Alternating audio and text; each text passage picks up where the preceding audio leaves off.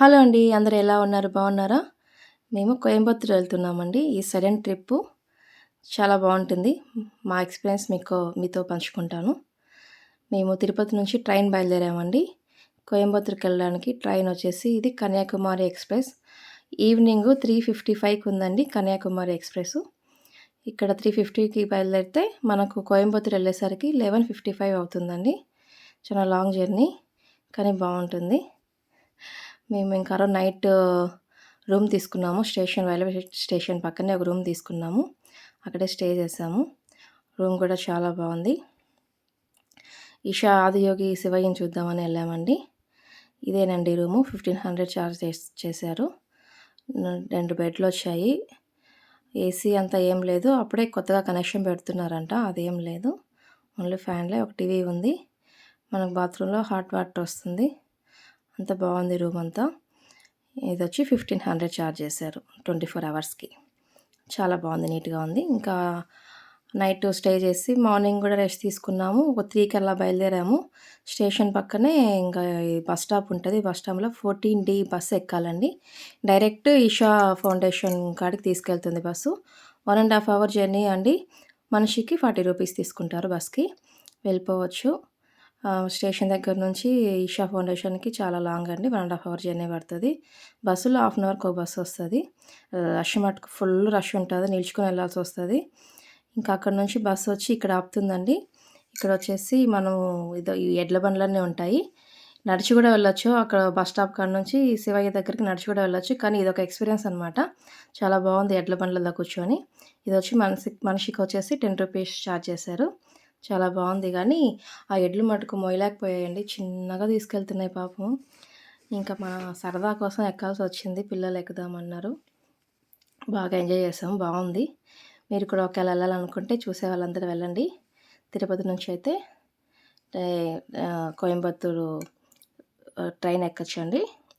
వెళ్ళేటప్పుడు కన్యాకుమారి ఎక్స్‌ప్రెస్. మళ్ళీ అక్కడి నుంచి శివయ్య దగ్గర ఆపుతుందండి ఎడ్ల బండి. అక్కడి నుంచి మనం ఇంకా అక్కడ లెజర్ షో స్టార్ట్ చేస్తారు. మామూలుగా అయితే 7:30 to 8 అంట లెజర్ షో. కానీ మేము వెళ్ళిన రోజు మటుకు ఫుల్ వర్షం అండి. ఇంకా హడావిడిగా 6:30కే స్టార్ట్ చేశారో చూడండి మేఘాలన్నీ ఎలా కమ్ముకుపోయాయో. మేము అక్కడ ఎడ్ల బండి దిగాము. వెళ్ళి ఇంకా ఫొటోస్ అది దిగుదామంటే ఇంక ఫుల్ వర్షం పడింది. ఇంక త్వరగా స్టార్ట్ చేసేసారు లెజర్ షో. 6:30కి స్టార్ట్ చేసి లెజర్ షో కూడా కంప్లీట్‌గా వేయలేదనుకుంటున్నాను నేను మటుకు. కొంచెం కొంచెమే వేశారు. ఎందుకంటే నేను బెంగుళూరులో చిక్బల్లాపూర్ కూడా వెళ్ళామండి ఈషా ఫౌండేషన్‌కి. అక్కడైతే ఫుల్ చాలాసేపు ఉన్నింది లెజర్ షో. ఇది మటుకు ఏంది అసలు నాకు చూసినట్లు కూడా లేదు. కొంతసేపే పెట్టుంటున్నారు. వాన వల్ల అనుకుంటాను. అసలు నేను చూసినట్లే లేదు నాకు ఇది ఈషా ఫౌండేషన్ దగ్గర మటుకు. కానీ బావుంది. నాకు ఈ ఎడ్ల బండ్లు మటుకు చాలా నచ్చినాయండి. అక్కడ చూడండి కొబ్బరి చెట్లు అంతా ఎంత బాగుందో అసలు. మేము అక్కడ నిల్చొని ఫోటో తీసుకుంటే పెయింటింగ్ లాగా ఉంది బ్యాక్‌గ్రౌండ్ అంతా. అంత బాగుంది. ఎన్విరాన్మెంట్ అంతా చాలా బాగుంది. చుట్టూ కొండలు, మధ్యలో శివయ్య, కొబ్బరి చెట్లు అంతా చాలా బాగుంది. కోయంబత్తూర్ శివయ్య. ఇదిగో చూడండి ఇలా వెళ్ళాలి బ్యాక్ సైడ్ నుంచి.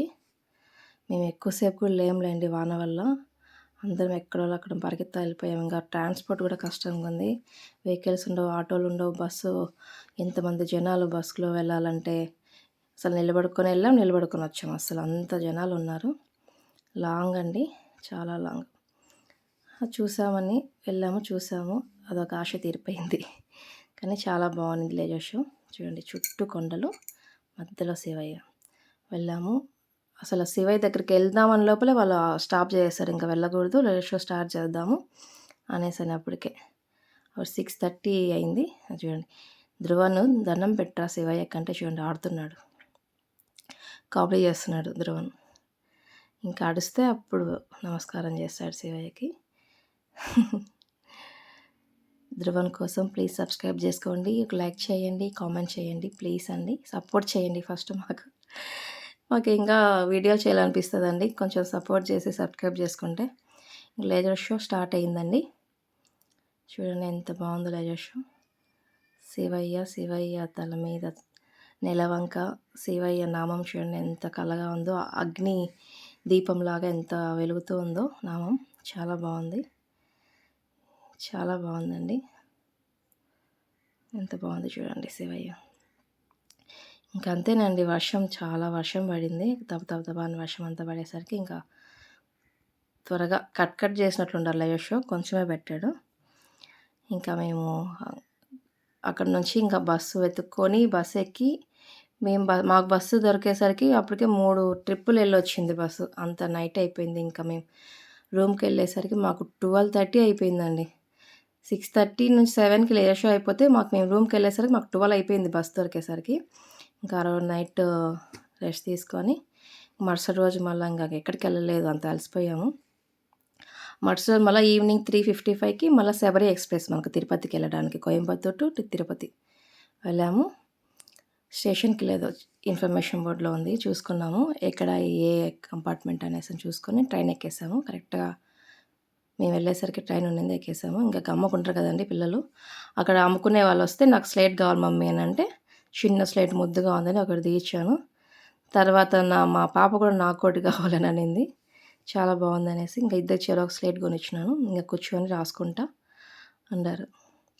ధ్రువన్ మటుకు ఇలాంటివి కొనుక్కుంటే చాలా హ్యాపీ. వాడికి చిన్న కారు కావాలనేసి ఆ లైట్ కార్ తీసుకున్నాడు. అది కూడా చిన్న రీల్ తీశాను, చెప్తాడు వాడు, ఎక్స్ప్లెయిన్ చేస్తున్నాడు అది ఎలా అనేసి అనే కారు.